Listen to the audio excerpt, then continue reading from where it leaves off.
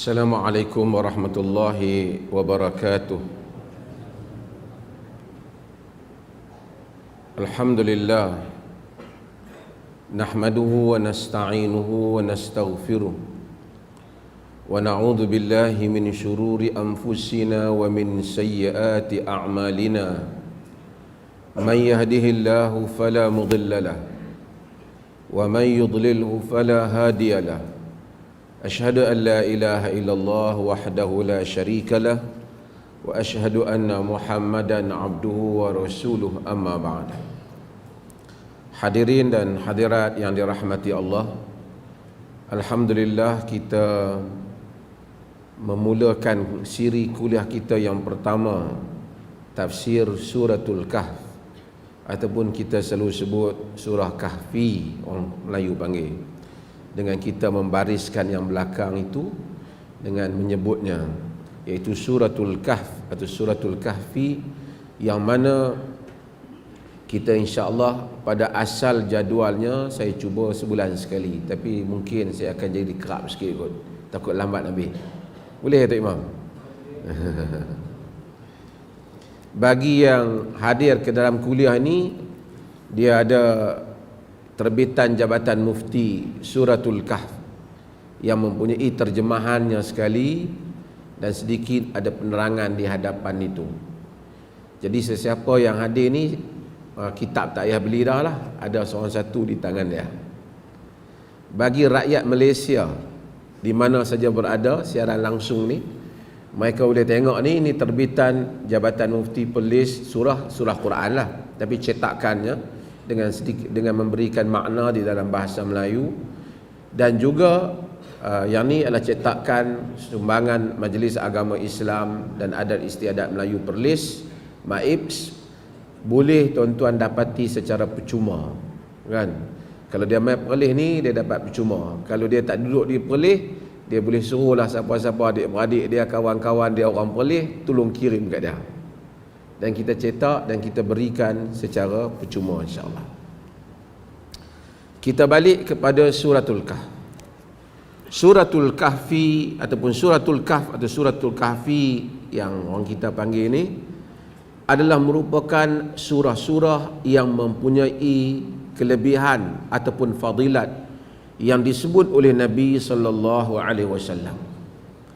Kerana kita kena tahu fadailus suwar ataupun fadilat-fadilat surah Al-Quran.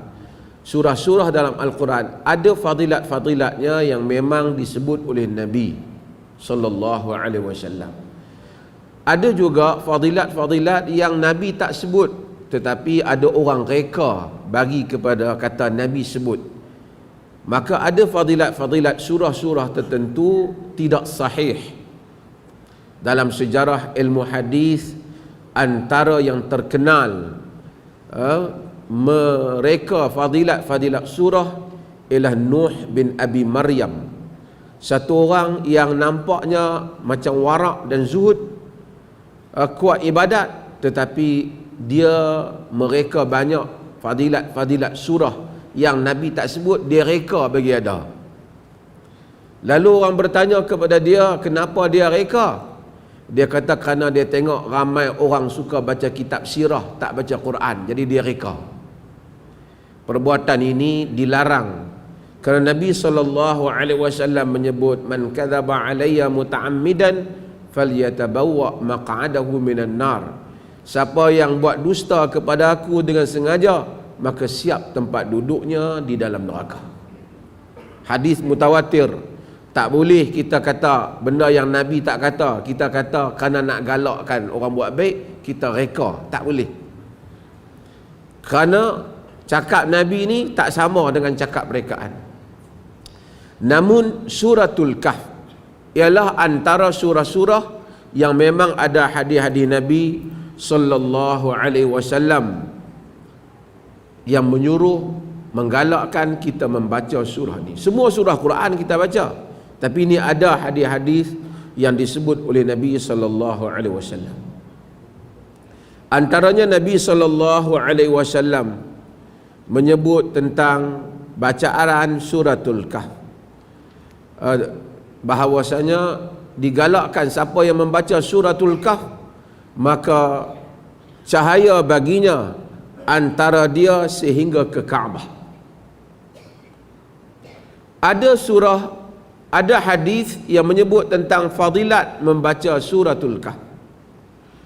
Antaranya ialah hadis di mana Nabi SAW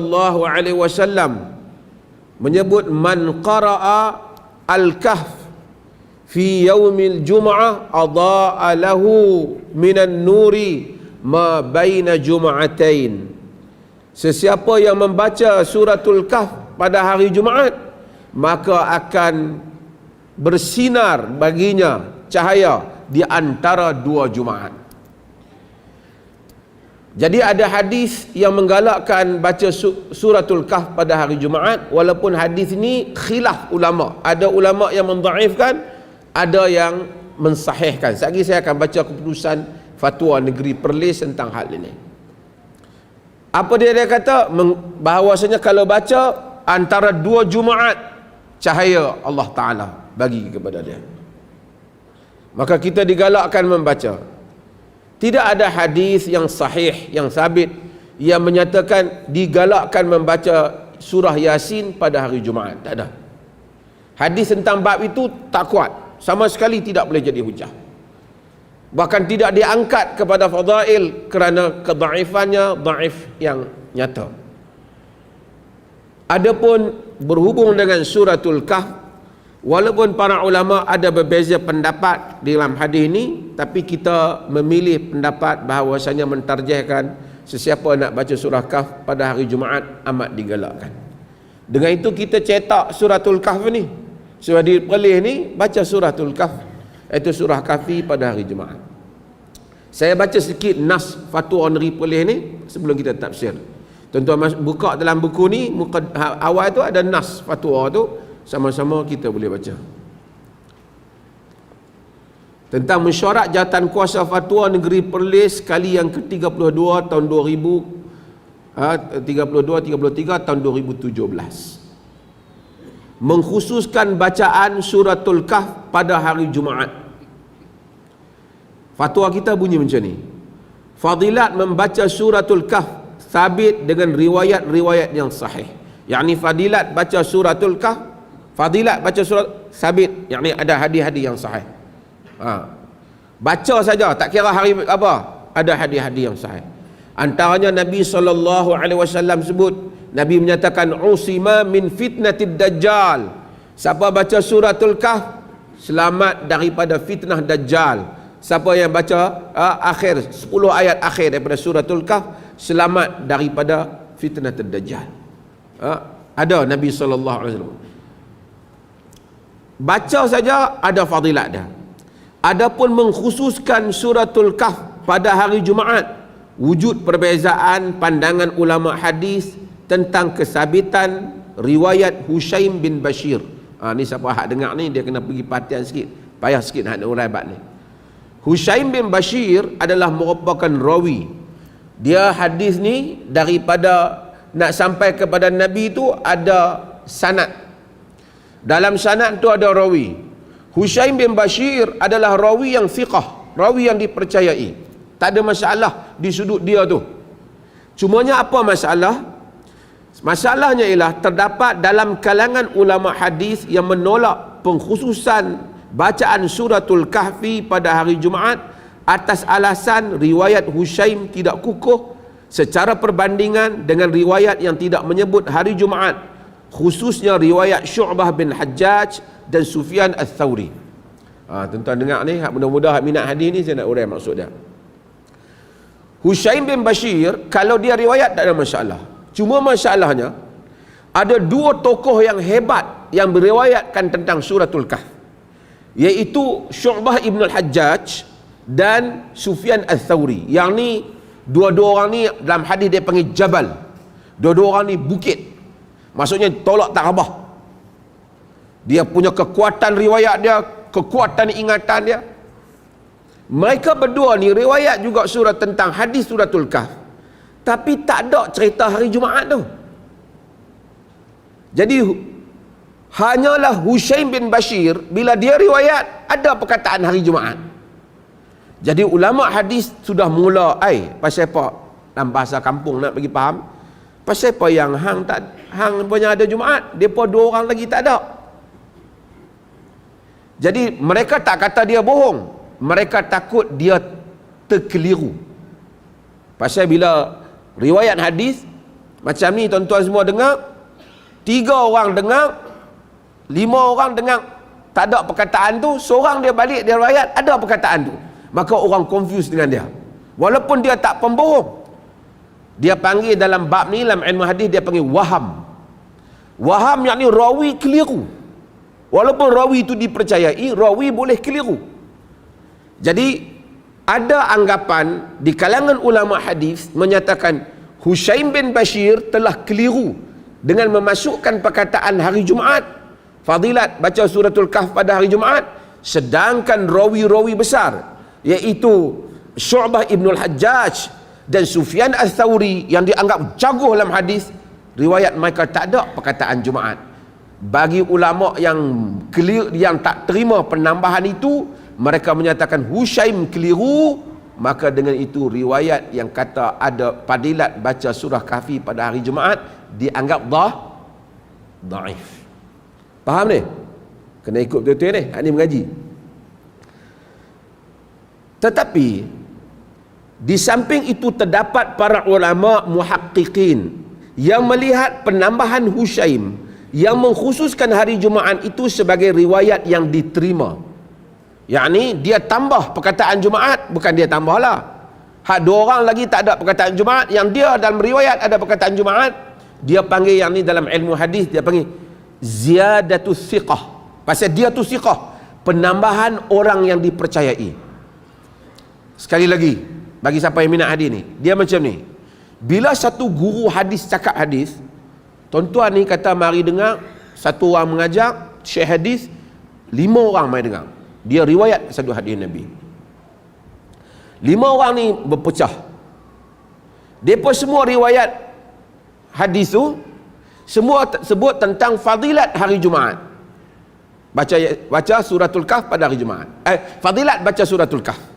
Semua riwayat fadilat baca surah sama, tapi seorang ni dia tambah fadilat tu pada hari Jumaat. Jadi ahli hadis yang lain kata walaupun dia bukan penipu, tetapi macam mana lain ni pada orang ni? Tuan-tuan faham? Bila lain, mereka petikaikan riwayat dia. Dia ada 2, satu petikaikan dia, kalau petikaikan dia gugur dia. Tapi oleh kerana dia tidak ada rekod tipu, rekod dia okey, jadi mereka kata dia mungkin keliru. Bab itu dia nama waham. Waham ni bahasa Arab lah, keliru dalam ilmu hadis. Tetapi para ulama ada satu bab mereka tambah. Kalau dia tambah, dia dipercayai mungkin dia dengar apa yang mereka tak dengar di majlis yang lain. Mungkin Nabi cakap 2-3 kali. Satu kali Nabi cakap hari Jumaat. Mungkin dia bukan dengar daripada guru yang sama, dia ambil daripada guru yang lain yang juga sampai kepada Nabi. Ada kemungkinan. Penambahan itu dia panggil ziyadatu siqah. Penambahan ziyadatu siqah, siqah yang menambah, siqah tu tambah. Ini technical, ilmu hadis amazing, satu ilmu yang hebat. Sebab tu pagi mengaji hadis, dia bagi kita fikir banyak. Jadi bila dia tambah, sebab tu itu yang berbincang masalah bila bergerak jari. Tuan-tuan semayang macam tasyahud nak bergerak tak bergerak. Sebagai ulama kata tak bergerak, sebab penambahan itu syaz.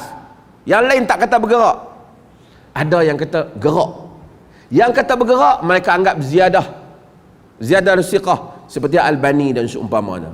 Yang kata tak bergerak, dia kata penambahan tu tak boleh, dia seorang je tambah. Syu'aib al-Na'ud semua mereka tolak, maka tak payah bergerak. Faham? Kerana perbezaan itu. Ini dari teknikal lah. Faham tu Imam Jadi kalau ada yang bergerak tak bergerak, dia khilaf lah. Jangan duk pergi berkelepek kepot jari kawan pula. Okey. Maka pengkhususan hari Jumaat yang disangkakan waham. Okey, tengok lihat tadi. Mana? Di samping itu terdapat para muhaqqiqin yang melihat penambahan Hushaim yang mengkhususkan hari Jumaat itu sebagai riwayat yang diterima ziyadatus siqah. Karena Hushaim seorang perawi yang hafiz dan adanya petunjuk yakni qarinah yang menunjukkan berlakunya jalan periwayatan yang berbeza antara Hushaim, Syu'bah dan Thawri. Maksudnya bukan Hushaim ambil daripada guru Syu'bah, bukan Hushaim ambil daripada guru Thawri. Hushaim ambil daripada guru lain. Guru lain itu riwayat ada perkataan Jumaat. Kerana ada orang lain lagi yang menunjukkan ada perkataan Jumaat itu diamalkan, seperti mana Sa'id Al-Khudri yang mengamalkan bacaan, dia tak ada hadis tapi dia amalkan hari Jumaat baca suratul Kahf. Dia sahabi. Jadi ini menunjukkan pembacaan Jumaat, hari Jumaat baca suratul Kahf ada asas. Ada asas. Maka dia kata, maka pengkhususan hari Jumaat yang disangka waham kekeliruan daripada Hushaim sebenarnya mempunyai asal daripada riwayat Abu Hashim Ar-Rumani, yakni melalui jalan Abu Hashim Ar-Rumani, yang ni panjang lagi nak cerita, tapi maksudnya ada asas daripada jalan yang lain. Oleh itu, majoriti ulama hadis dan fiqh seperti Al-Imam Syafi'i, Imam Ahmad, An-Nawawi, Ibnu Taimiyah dan selain mereka berpendapat bahawa bacaan suratul Kahf pada hari Jumaat adalah digalakkan dengan alasan terdapat riwayat-riwayat lain yang menyokong pengkhususan bacaannya pada hari Jumaat. Maka sesiapa yang beramal dengan membaca suratul Kahfi pada hari Jumaat merupakan suatu amalan yang digalakkan di sisi majoriti ulama. Jadi tuan-tuan faham ni, hari Jumaat baca suratul Kahf lah. Kalau tidak kita main jam tahajud tu, mungkin hari Jumaat tu baca pagi habis. Masa semayang, jadi siang baca, pagi tu nak semayang subuh Jumaat, kalau Jumaat masuk sejak daripada maghrib, maka kita baca suratul Kahf. Ataupun hari Jumaat kita baca. Maka perkara ini terdapat khilaf di kalangan ulama. Kedua-dua pihak telah mengemukakan alasan dan penghujah yang muktabar. Sesiapa yang mengamalkannya atas keyakinan kepada pendapat yang menggalakkan pengkhususan bacaan suratul Kahf pada hari Jumaat, mudah-mudahan dia memperoleh pahala. Sesiapa yang menganggap tiada pengkhususan hari, maka tidak perlu mengkhususkannya. Patu peroleh ni dia lueh. Dia bagi kat kau tu sikit, dia bagi kat kau ni sikit. Okey. Jadi ada riwayat Al-Imam Syafi'i, Ibnu Taimiyah, ramai para ulama yang menggalakkan, membincangkan tentang galakkan membaca suratul Kahf pada hari Jumaat. Dan insya-Allah tuan-tuan dan saya, kalau boleh pada hari Jumaat kita baca suratul Kahf, dan masjid pun kita sediakan. Duduk saja tu, daripada nak pergi makan roti canai tu, kita makan baca dululah. Okey. Balik kepada suratul Kahf. Tuan-tuan tengok. Bismillahirrahmanirrahim. Alhamdulillahilladzi anzala ala 'abdihil kitaba wa lam yaj'al lahu 'iwaja. Bismillahirrahmanirrahim, dengan nama Allah Ar-Rahman Ar-Rahim. Allah ni pengasih dan penyayang, dan boleh tengok tafsir saya yang banyak tentang maksud Bismillahirrahmanirrahim. Bismillahirrahmanirrahim, dengan nama Allah yang pengasih dan penyayang.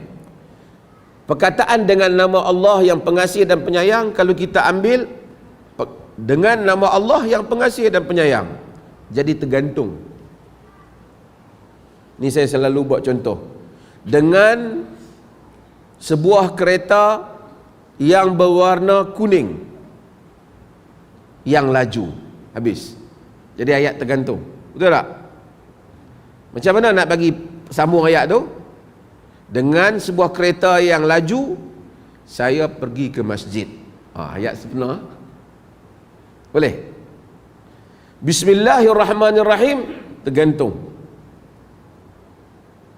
Di mana sempurnanya?